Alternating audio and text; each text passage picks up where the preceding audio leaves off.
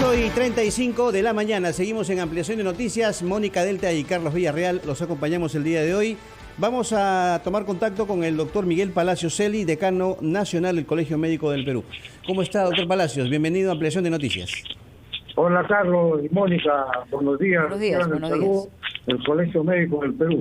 Muchas gracias. Bueno, ¿cómo califica usted hasta el momento el ritmo o la velocidad de la vacunación en nuestro país? Según el último reporte del Ministerio de Salud, hay cerca de 19.563.149 dosis aplicadas, 8.516.000 aproximadamente ya tienen las 2 dosis. ¿Cree usted que se está avanzando a un ritmo importante en el tema justamente de la inmunización para luchar contra esta pandemia, o tiene usted algunas objeciones? Sí, nosotros tenemos algunas observaciones, como corresponde hacerlas al Colegio Médico. ¿Cuáles? Saludamos que se esté avanzando, obviamente, pero nosotros creemos que se debe cambiar de estrategia en el tema de la vacunación para poderle imprimir una mayor velocidad, aprovechando este importante momento epidemiológico que vive el Perú, que es un país privilegiado. ¿Qué cambios debe haber a usted, a su criterio, doctor Palacios? Por ejemplo, debemos, en lugar de esperar que los pacientes, que las personas vengan a vacunarse, la estrategia debe ir orientada a que vayamos buscando a las personas para vacunarlas. La estrategia de la vacunación resultó buena al comienzo, pero ya tiene ciertos límites, por un lado.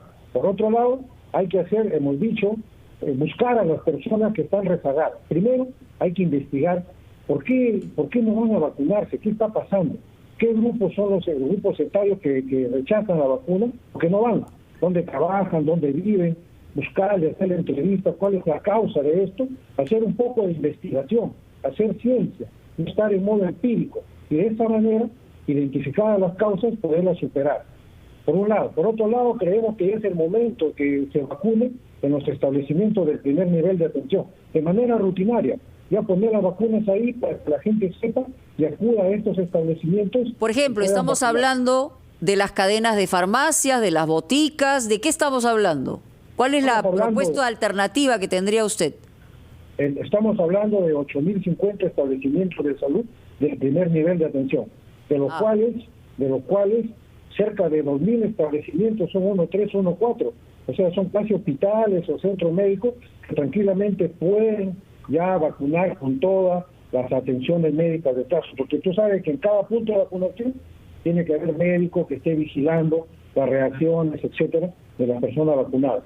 Existen cerca de 2.000 establecimientos 1.3, 1.4 que ya pueden iniciar la vacunación de manera rutinaria en dichos establecimientos. Pero solamente una precisión, es decir, usted mejor que nadie sabe que las vacunas tienen que colocarse inmediatamente, es decir, la distribución de vacunas tendría que estar en función de la cantidad de gente que va. Entonces no pueden permanecer esas vacunas en estos locales por más de 24 o 48 horas, ¿no? Sí, exacto. Depende del tipo de vacuna. Y por otro lado, debe haber, obviamente, como bien señalas, una política logística adecuada para poder suministrarla en estos establecimientos y no se pierda la vacuna. Cada establecimiento tiene ya un promedio de cuántas personas visitan el establecimiento por otro tipo de atención, y entonces una vez que se entere todo el barrio va a comenzar a acudir.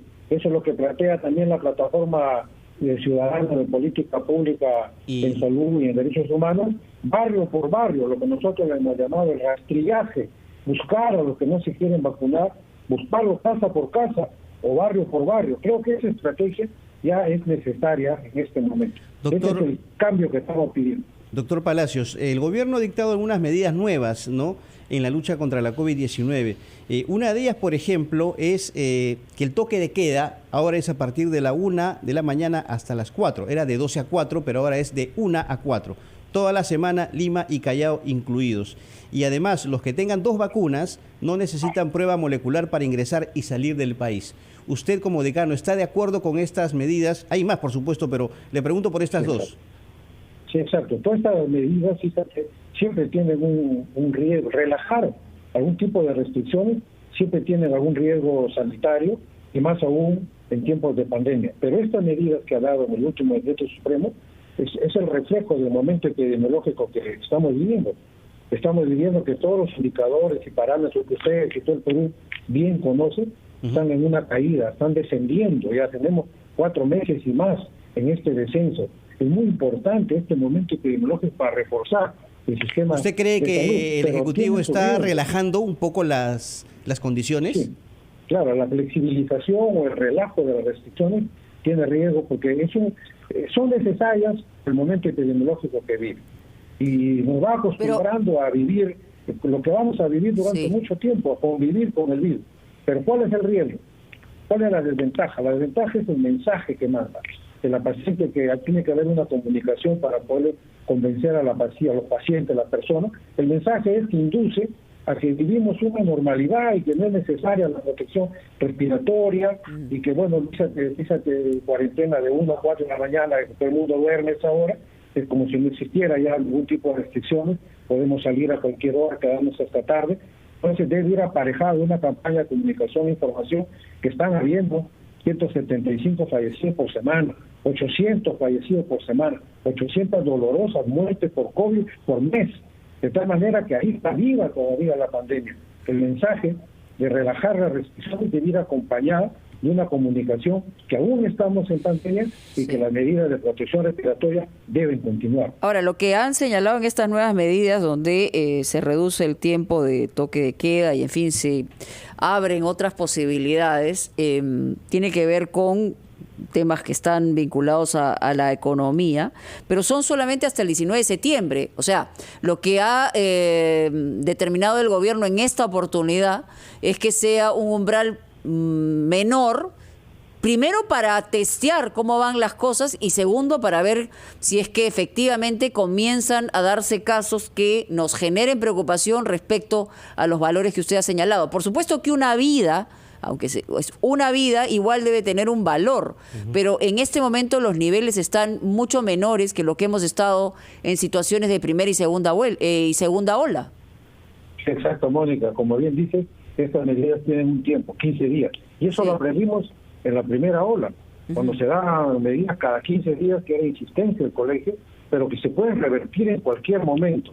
O sea, estas medidas de flexibilización, aparte de la comunicación e información, debe ir acompañada de una vigilancia activa para que se puedan revertir en el caso que no estén dando los resultados y se esté promoviendo aglomeraciones y la transmisibilidad del virus. Es muy importante, por lo tanto, ahí se deduce otro pedido para el Ministerio de Salud, la vigilancia de estas medidas de flexibilización que se han dado con este decreto supremo. Doctor Palacios, ¿cree usted que es el momento, como lo han planteado algunos especialistas, de ampliar el grupo etario? Ayer ya empezaban a vacunarse, o el sábado, perdón, las personas de 30 para arriba, 30 años para arriba. ¿Cree usted que debe ampliarse este rango? Hay quienes piden, por ejemplo, de 20 para arriba. ¿Cuál es su opinión, doctor, como especialista? Nosotros hemos planteado que se deben ir bajando los grupos etarios que se van a vacunar. Sí estamos de acuerdo con eso. Y ponerlo a 20, 25 de 20 años para arriba tiene que ir aparejado con el stock de vacunas que tenga el Ministerio de Salud. Como sabemos, está llegando por pocos. Está llegando en cantidades importantes, pero de esa manera, de forma responsable. Este fin de semana han llegado 2 millones de dosis, ¿no? O sea, hay una cantidad importante. Tú sabes que a menor edad hay mayor cantidad de personas. Se va ampliando la base. Claro. Por lo tanto, el Ministerio de Salud, con lo que conoce que tiene en su stock de vacunas, debe ir bajando el grupo etario. Sí estamos de acuerdo que se debe ir bajando, porque lo que no se puede permitir es que los vacunatorios estén vacíos o semivacíos, habiendo jóvenes que quieren ya vacunarse. Y luego ya viene aparejado el rastrillaje o la campaña casa por casa, barrio por barrio, distrito por distrito, que también tiene que estar ya en la agenda del MINSA. Eso le va a dar mayor velocidad a la vacunación, que es lo que estamos pidiendo nosotros. Y también le hemos agregado que es momento también de incorporar a mayor cantidad de técnicos dentro del Ministerio de Salud, porque este acoplamiento de una gestión que salió, de un gobierno que salió, de un gobierno que entró, está muy lento, entonces no se acopla a la velocidad que debe acoplarse, debe incorporar a nuevos técnicos. Entonces ese viejo bagaje popular Ecovita Nueva barre bien, presencia de nuevos técnicos, nuevos líderes políticos en la gestión de este Ministerio de Salud. Ahora lo que queremos es que barra a profundidad, pero el asunto... Bien, el rastrillaje es importante ahorita. Doctor, le pido por favor que nos comparta con nosotros, escuchar a nuestros anunciantes para regresar. A mí me interesaría mucho un poco investigar sobre cuáles son las razones más frecuentes para resistirse a ser vacunado. Seguramente hay información sobre ese tema. Ya regresamos. Muy bien, estamos conversando con el doctor Miguel Palacios Celi, decano nacional del Colegio Médico del Perú. Le había dejado una interrogante antes de escuchar nuestros anunciantes y tiene que ver con las razones más frecuentes de resistencia a la vacuna, porque si vemos números, ya nos había dado Carlos Villarreal los números que tenemos hasta el momento, en total de dosis aplicadas casi 20 millones, 19.500.000, pero en la primera dosis hay 11 millones, quienes tienen el total de las dos dosis hay 8 millones. Hay entonces un margen importante de gente, ya sea por el tema de facilitación para la segunda dosis o ya sea porque no han querido ir a la segunda dosis. ¿Cuál es la razón que más se expone, doctor? Sí, exacto, Mónica. Fíjate que justamente es una de las observaciones que nosotros hacíamos en el sentido que es necesario incorporar ya métodos científicos en la gestión del Ministerio de Salud, en el sentido de investigar esas interrogantes que tú estás señalando. Y vimos el caso de Tacna, que comenzó a preguntarse, y vimos que la gente respondía que no tenían permiso para ir a vacunarse porque era horario de trabajo. Y el gobierno y las direcciones de salud de Tacna comenzaron a solicitar a las empresas que les den permiso de 1 hora, 2 horas, para que se puedan vacunar. Por ejemplo, de ahí hay una razón. Pero estamos en modo empírico. Se necesita investigar las razones y las causas por las cuales las personas no se vacunan para poderlas superar. Puede ser que no tienen permiso laboral, que quedan muy lejos, por las amas de casa no pueden ir porque están a cargo de la casa. ¿Pero no se percibe resistencia? O sea, en algunos casos resistencia eventualmente por alguna razón a no recibir la segunda dosis. Sí, claro, se percibe esa resistencia porque hay una campaña pues antivacunas en el sentido de difundir miedos y las personas que no conocen en mayor detalle la importancia de la vacuna no creen. De tal manera que siempre hemos señalado, informar, comunicar para convencer a la población de esta herramienta vital que es la vacuna para no enfermarse gravemente y o morir. De tal manera que ahí es una tarea pendiente, por eso señalamos la necesidad ya de incorporar nuevos técnicos para poder airear el Ministerio de Salud y poder de esa manera investigar y poder superar, conociendo las razones, esa resistencia que está haciendo bastante daño a la salud de todos los peruanos, no solamente que no se vacunan. ¿No hay, cree usted entonces, doctor, una contracampaña, diríamos así, para neutralizar esa difusión de ideas negativas hacia la vacuna contra la COVID-19? ¿Qué es lo que falta desde ese punto de vista comunicacional?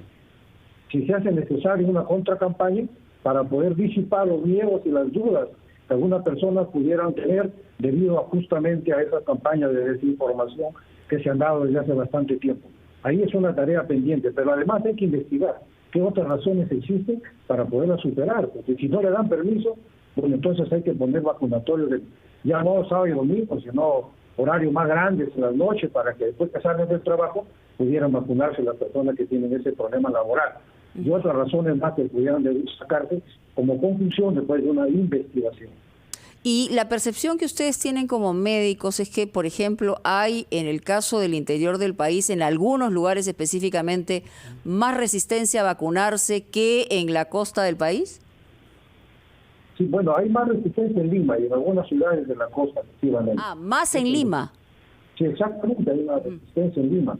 De tal manera que acá, teniendo todo el aparato logístico para poder anticipar esas dudas, eso es lo que se tiene que realizar. Es una de las recomendaciones que estamos haciendo. Y en todo caso, ¿qué nos dice también la estadística y la confirmación en el caso del cuerpo médico y el cuerpo de salud? Después de haber recibido todo este gremio, por lo menos gran parte del gremio, la vacunación, ¿cuáles han sido los resultados, las evaluaciones que hay? Bueno, nosotros investigamos, hicimos un estudio de vigilancia observacional y comenzaron a descender los casos graves, comenzaron a descender los fallecimientos de médicos. Hemos acumulado hasta la fecha 530 médicos fallecidos. Antes teníamos 60 médicos en UCI. hoy tenemos 5 médicos en UCI, de tal manera que las cifras hablan por sí solas de la importancia de vacunarse con la primera vacuna que llega al hombro.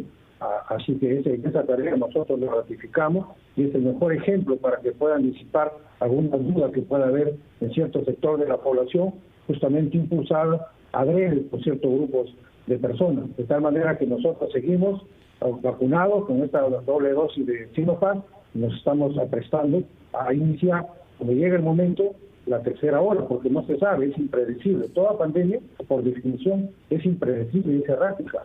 No hay bola de cristal que te diga el 16 de septiembre empieza.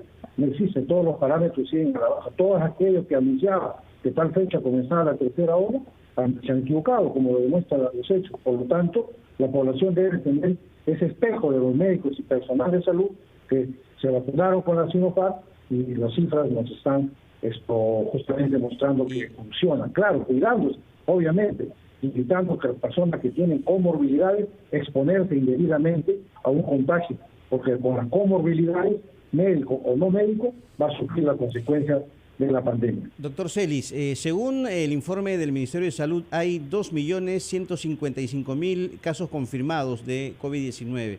Y en ese sentido quería pedirle un análisis sobre los casos o la tendencia en cuanto al avance de casos con la variante Delta.